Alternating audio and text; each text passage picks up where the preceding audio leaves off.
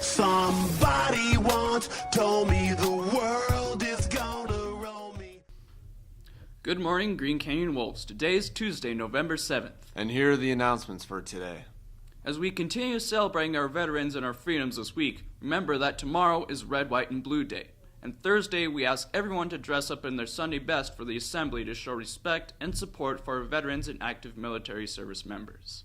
Girls Lacrosse Commitment Night will be held at Pizza Pie Cafe Wednesday, November 8th at 6 p.m.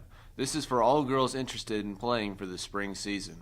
Attention students going to Washington, D.C. on the Close-Up program this November. There will be a mandatory parents meeting this Thursday, November 9th in Mr. Rigby's room at Green Canyon, room 226. The meeting will take place at 6 o'clock p.m. sharp. At least one of your parents is required to attend.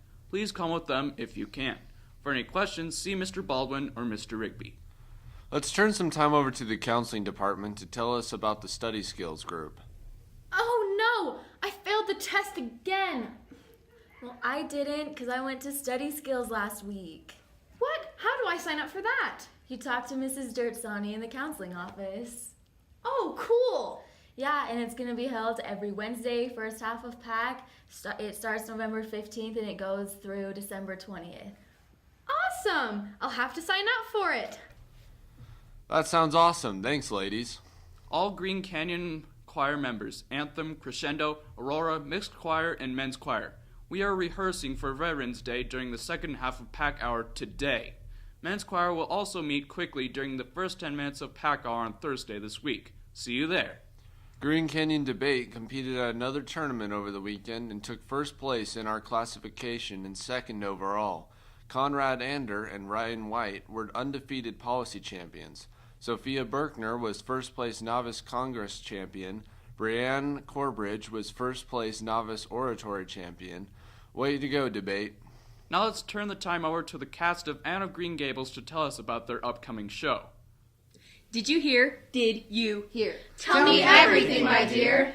Green Canyon's drama department will be performing Anne of Green Gables the musical this week. Come see Anne smash a slate on Gilbert's head.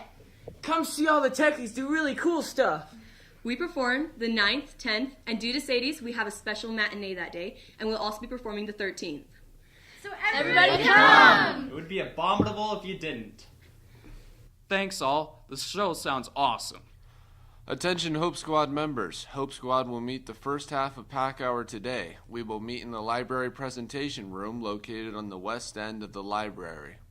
Green Canyon students, the counseling office would like to remind everyone that second trimester will begin in a couple of weeks. Please review your class schedule on Power School and come into the counseling office to visit with your counselor if you need anything changed. Beginning on Monday, the 13th of November, there will be a $20 charge for any class changes, so visit with your counselor now to save yourself some money. For those students who need a printout of your schedule, please come to the counseling office. The Sadie Hawkins Girls' Choice Dance is this Saturday, November 11th from 8 to 11 p.m. Tickets are on sale for $20 per couple every day this week during PAC Hour in the Commons. Please remember that the school dress code applies to dances. If you are bringing someone from another school, you need to pick up a form in the main office, fill it out, and return it by this Thursday to be approved. FBLA needs your help. We are collecting items for a community service project to help the family place. If you or your families would like to participate, please donate any of the following: fleece blankets, stuffed animals, children books, coloring books, crayons, and or colored pencils. Please bring donations to the front office or Miss Entz's room 140 by November 21st. Let's turn some time over to exec for the birthdays. Happy birthday today the 7th to Sam Erkenbrack, Dakota Erickson, and Callie Murdoch. Happy birthday. Thanks, exec. Teachers and students, as you know, we are celebrating our veterans and freedoms this week. We have invited some current active military members and veterans to talk to us about their military experience, and we are going to show those interviews this week at the end of the daily announcements. We ask that you put your cell phones and other work away while the interviews are playing. These men and women and others like them are the reason we get to do the things we are able to do in our country. They truly deserve our honor and respect. We will play the interview clip now, and after it finishes, please stand as a class and say the Pledge of Allegiance. The flag image will show up to remind you to do this. Thank you for your attention. Good morning, students. Today I am here with Mr. Richardson and his son Garrett, who many of you may know. Mr. Richardson, will you please tell us a little bit about yourself? So my name is Brian Richardson. I live in Hyde Park with my wife, Lene. We have 4 children, Garrett, which is our oldest, and our other 3 are 11, 9, and 7, and they go to Cedar Ridge. We moved here 4.5 years ago, and I started a medical practice called Southwest Spine and Pain Center. And I take care of people who have pain, whether that's new pain, old pain, and I was in the Army for 15 years and resigned my commission, or basically got out of the military 4.5 years ago when we moved here. Excellent. So tell us a little bit about when and where you chose to join the military, and more importantly, why did you choose to join the military? Well, I joined the military in the winter of 1997, and we were living in Chicago, Illinois, and I was an undergraduate student trying to get through my last little bit of undergrad school and get an acceptance to medical school. When I was accepted to medical school there in Chicago and other places, we decided to stay. And I made a decision that I wanted to join. I wanted to join for several reasons. I had always wanted to serve my country, but had struggled with the way to figure out how to do that when I was going in medicine, and realized that Garrett's mom had 3 brothers that had also joined. They were 1 doctor and 2 dentists. And they had joined the Army and the Air Force and applied for scholarships, and they were granted those scholarships to pay for their medical training. So I decided to apply for the same thing, and I was accepted into the Army Scholarship Program, and I was commissioned a 2nd lieutenant in 1997 for that reason. Wow. So Garrett, how has it been having a dad in the military, growing up with a dad in the military? Mm-hmm. Well, he was from 2002.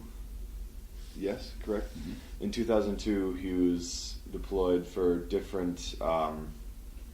3 different times, but totaling 15 months on from there. And so that really kind of affected us, but we've been really glad to have him home and have him be a good dad in there for us. So it's just put a different spin on having a dad here at home. So tell us a little bit about your military experience specifically. So after I went through medical school and went through officer basic training, I was assigned to a hospital in Hawaii called Tripler Army Medical Center. I spent a year there learning, and then from there was assigned to Germany. And Garrett was 2.5, something like that at that time. And we were living in a little German community called Bobenheim-Roxheim outside of Mannheim, which is about an hour south of Frankfurt, and took care of military soldiers, took care of their basic needs. And the Iraq War started about a year later. And because of that, I was taken from my little Cush clinic slot and was sent to Baghdad, Iraq. And I cared for a unit of soldiers. There were about 700, 800 people, men, and a few women that largely consisted of a tank unit. We had some other track vehicles, but these were soldiers in every sense of the word.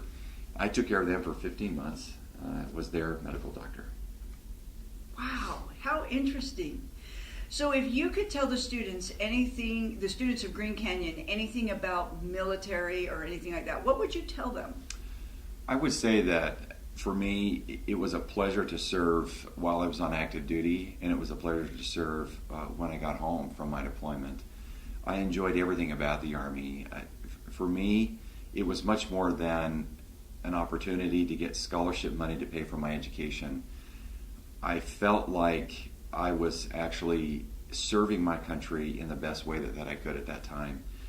And I don't regret it. There were some significant sacrifices that were made by my family, my wife and Garrett at the time, for the things that I was asked to do. But it was memorable, and I look back on it with fondness. I continued to be in the military in a reserve status when I got out of active duty service in 2006 and was able to put in a total of 15 years. I loved it. If you're thinking about doing it for any of those reasons, I think you wouldn't be let down. Wow. Well, Brian, thank you so much for coming and joining us today and helping the students of Green Canyon understand those that have served in the military.